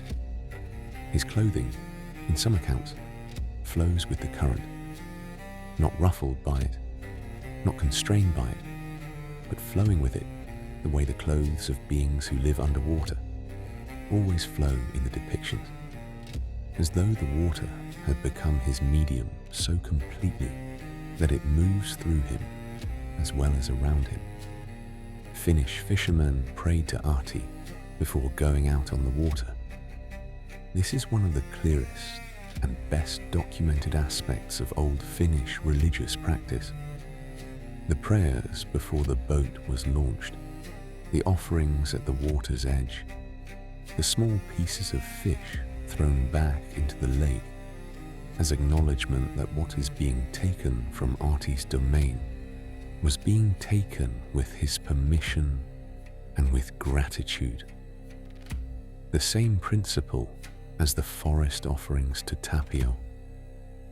We are guests here. We take only what we need. We acknowledge whose table this is. In return, Ahti could make the nets heavy. He could make the lake calm when calm was needed, and the weather uncertain. He could guide a boat through fog, or through the particular treachery of a Finnish lake in early winter, when the ice is forming unevenly, and some stretches will hold weight, and others will not. And the difference between the two is not visible from above. A fisherman with a good relationship with Ahti had access to a kind of navigation that had nothing to do with skill or experience, and everything to do with something more immediate than either: the favor of the water. Ahti appears in the Kalevala at a moment of great beauty. One of those moments in the epic where the mythological machinery drops away and something much simpler and more moving takes its place. Menninkäinen has made his kantele. The kantele is the great instrument of Finnish mythology, 5 strings originally, made from the bones and teeth of the great pike, the frame from its jaw. It is not merely a musical instrument, it is an object of power. When it is played well, it does not merely produce music, it produces the effect of music amplified to the point where the whole world becomes its audience. Menninkäinen sits in a boat on a Finnish lake and plays. The birds gather on the trees on the shore. The animals come to the water's edge and stand there, drawn by something they cannot explain. The old women in the village stop what they are doing. The children stop playing and go still. Even the sky seems to change quality, as though the atmosphere itself is listening. And from the lake, from the deep, cold, dark water of the lake, Ahti rises. He comes up slowly. The water streams from him. He breaks the surface and sits, somehow, against the logic of physics, on the surface of the lake. And he listens. And in that listening, the god of the waters becomes the most complete version of himself.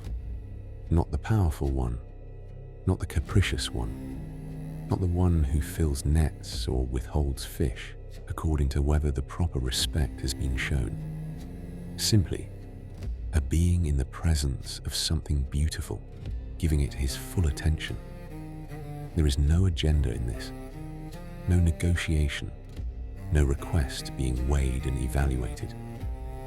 Ahti has risen from his kingdom, not because he needs anything, not because something has disturbed his waters, not because a duty calls him up. He has risen because something above the surface is producing something so extraordinary that even the bottom of the lake is not far enough away to be indifferent to it. He wants to hear.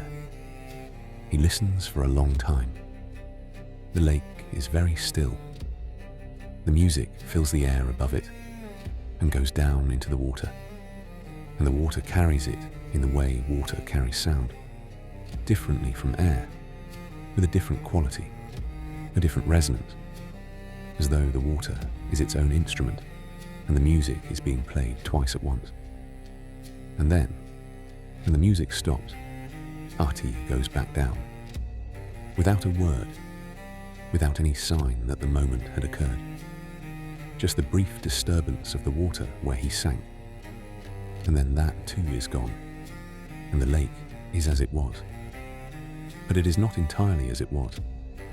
Something happened here.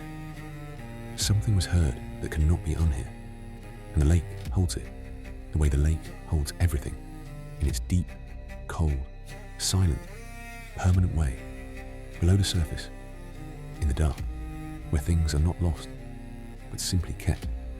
The lake is very still right now.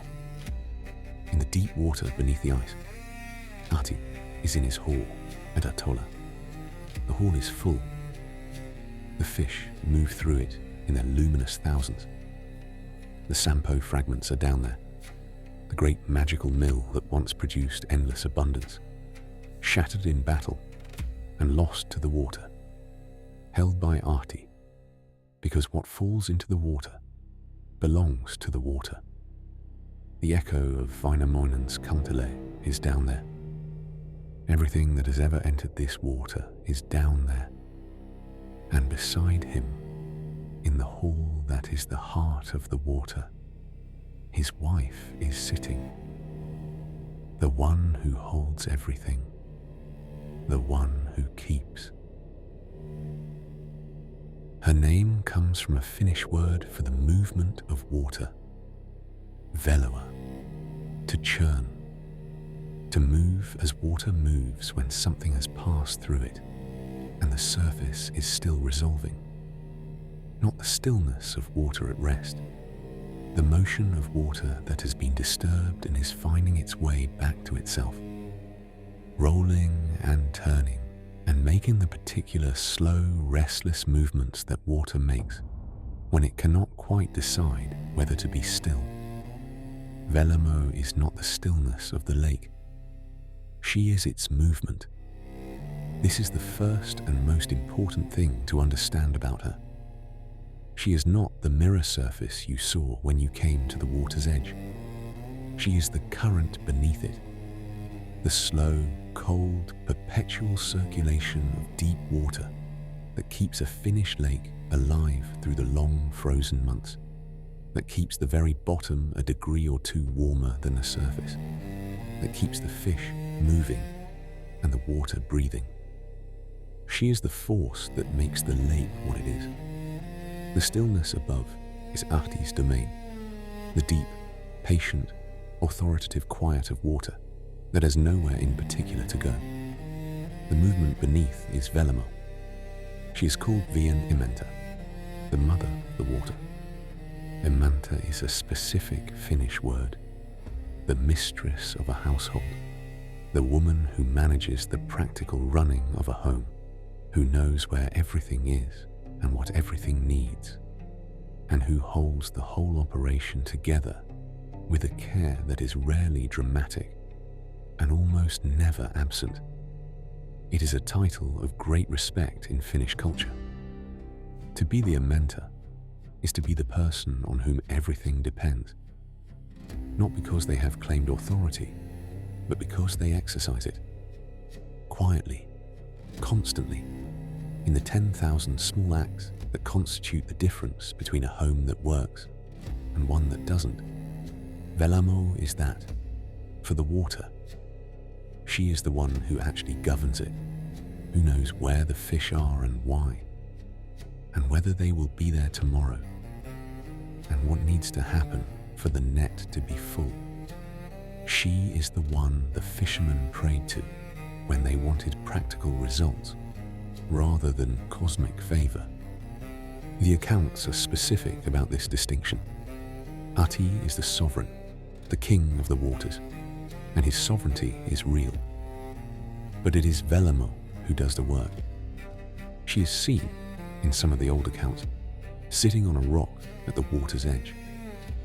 Not a dramatic appearance, not an emergence from the deep, not a rising from the waves, simply sitting on a rock the way anyone sits on a rock at the water's edge, with the ease of someone who is at home here, who has sat in this spot 10,000 times before and will sit in it 10,000 more, for whom the rock and the water and the sky above them are simply the ordinary furniture of a life being lived in the right place.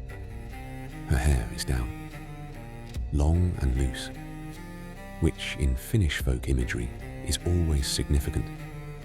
Loosened hair is the mark of certain kinds of ceremony, of mourning, of the liminal states between one condition of being and another.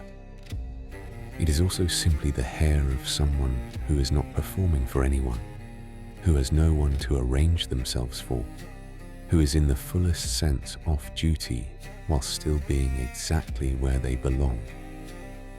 In her hand, a golden comb. She is combing her hair.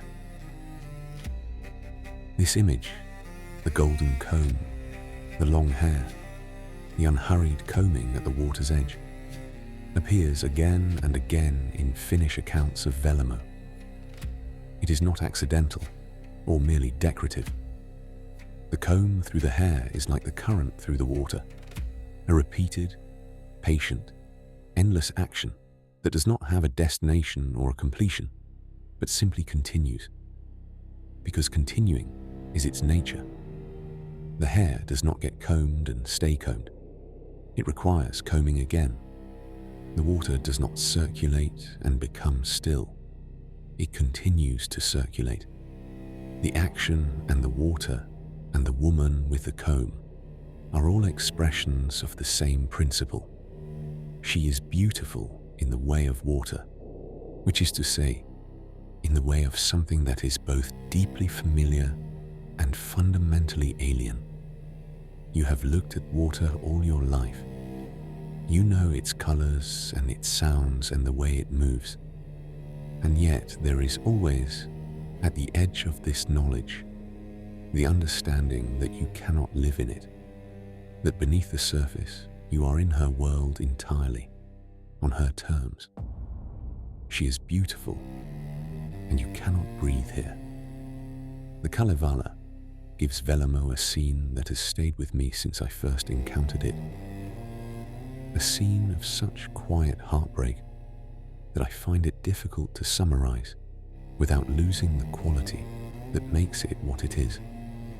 Väinämöinen, after the death of Aino, the young woman who chose the lake over a life she did not want, who walked into the water and did not walk back out, goes fishing, not with the intention of eating, with the intention of finding her, the hope that she is somewhere in the water, the inability to accept that she is simply gone. He casts his line, and he catches something, a beautiful fish, unlike any he has caught before, with the color of silver and the quality of something that is not quite fish and not quite anything else. Something that is fish the way a dream is fish, recognizably, but with a quality behind the recognition that catches in the chest. He reaches for his knife, and the fish speaks.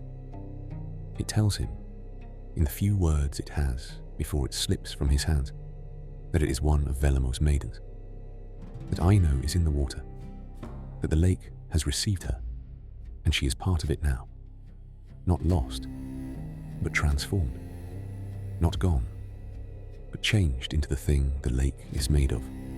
The fish is gone before he can hold it. He never catches it again. This is what Vellamo holds. The grief that became water, the love that went into the lake and did not come back. The Sampo, the great abundance, shattered and sunk. The echo of the Kantele, everything that was too precious or too painful to remain in the world above, and found its way, eventually, into the deep.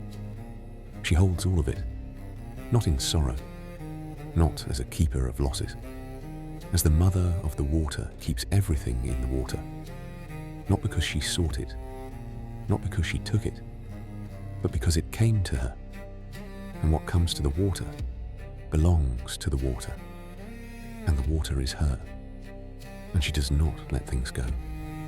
She remembers everything the lake has ever held.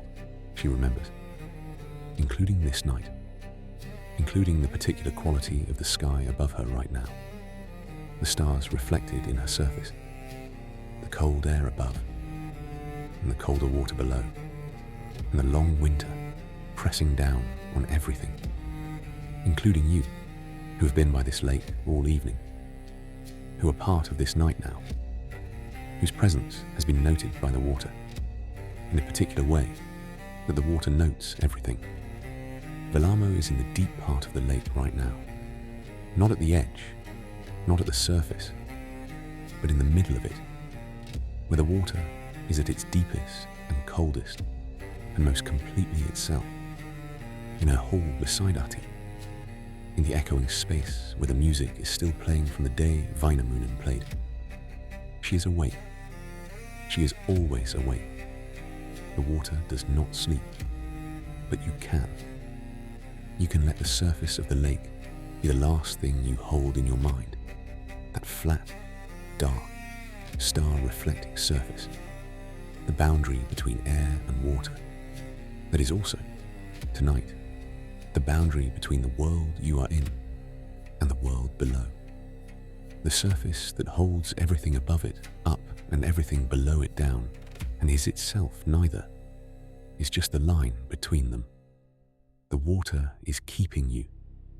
In its cold and patient and entirely non-dramatic way, the water is holding this night, all of this night, the Tulikettu on the fell, and the Keiju at the pond, and the sleeping giant deep in the earth, and the moss-bearded god in the forest, and his blue-cloaked wife moving among her animals, and the sacred bear in the dark between the trees, and the small bright eyes of the Menninkäinen under the root, and the invisible warmth of the Haltija in every house and every grove.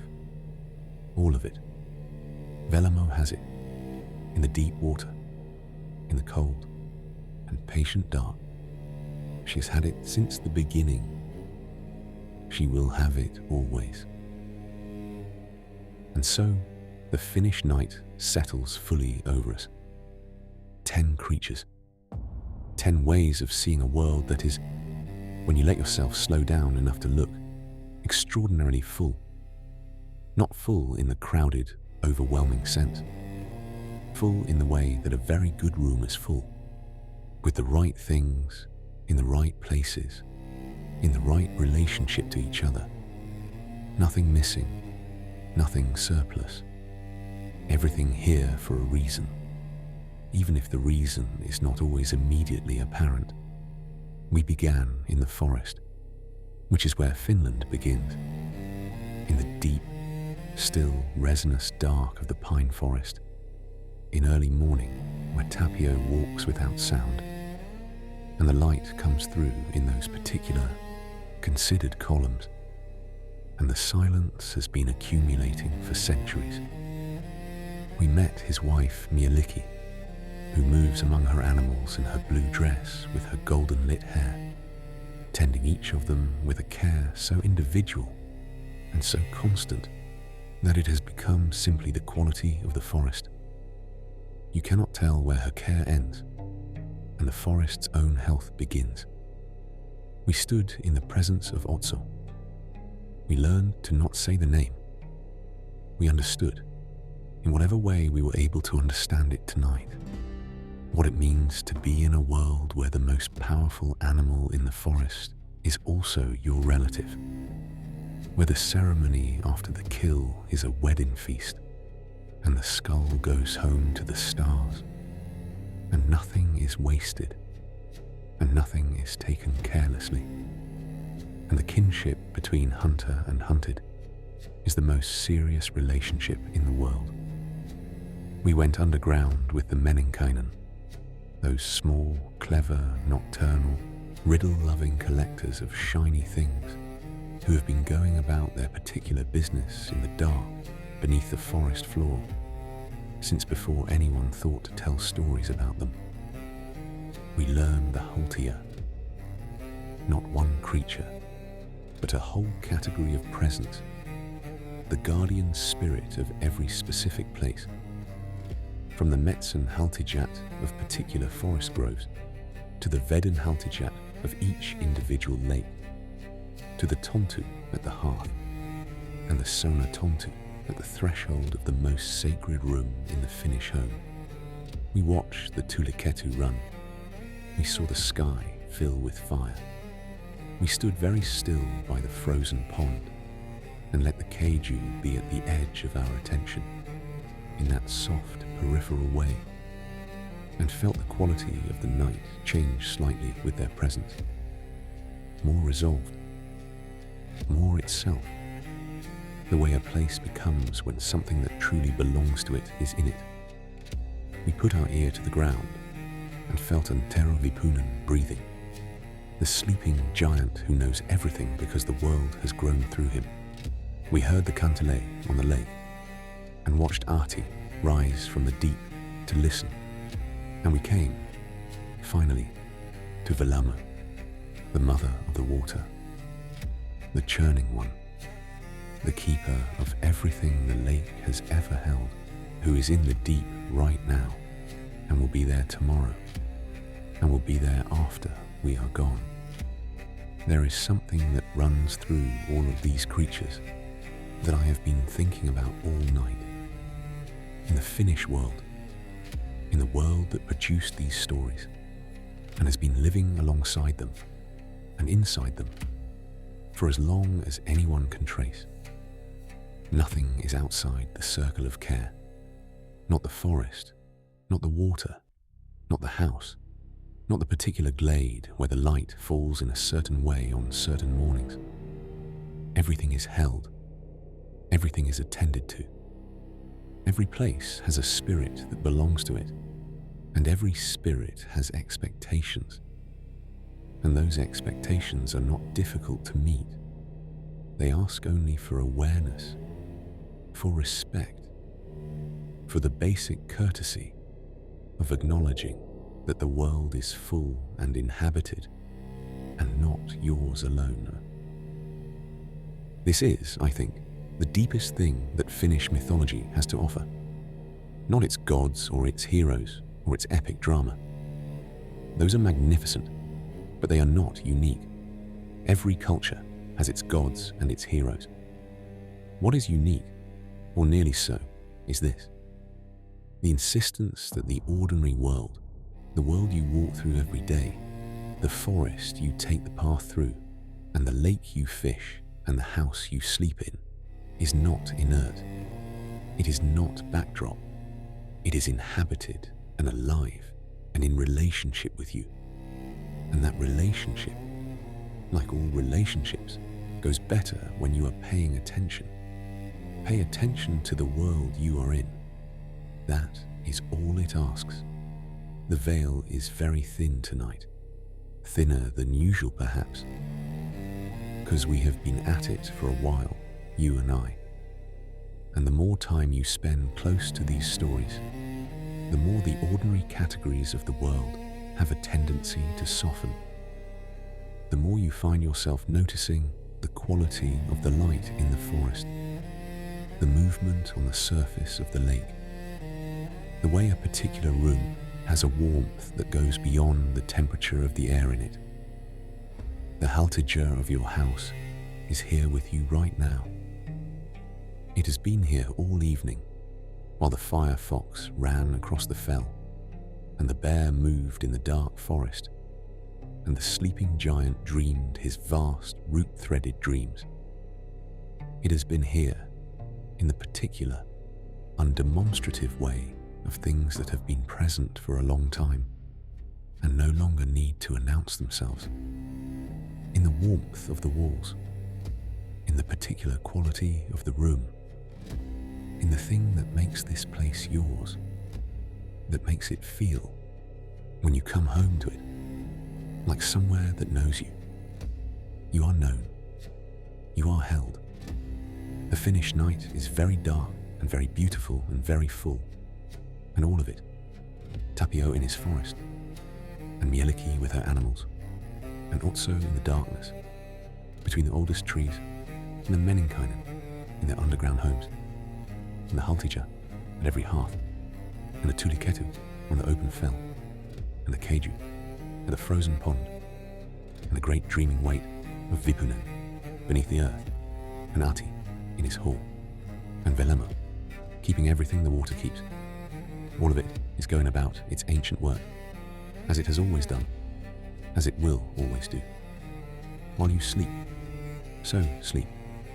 The forest is keeping the quiet. The water is keeping the dark.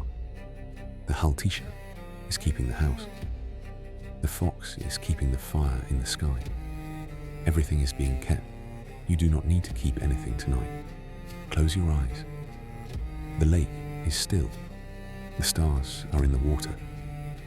And somewhere deep beneath the ice, in the cold and patient dark of Atola, Vellamo is awake. The